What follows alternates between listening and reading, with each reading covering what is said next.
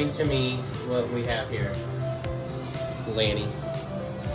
Well, this rubber membrane should go over the top of the curb, not underneath it. This, the water just drains right here and it comes through. If water has any way to get out, it will get out. It finds a way.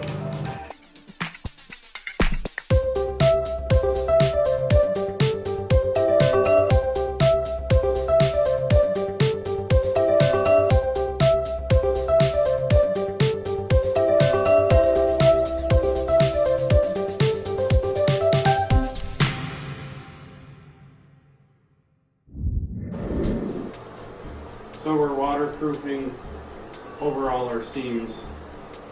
The Curdy shower pan is waterproof, but your seams still need the Curdy band membrane, which I put in with the mortar.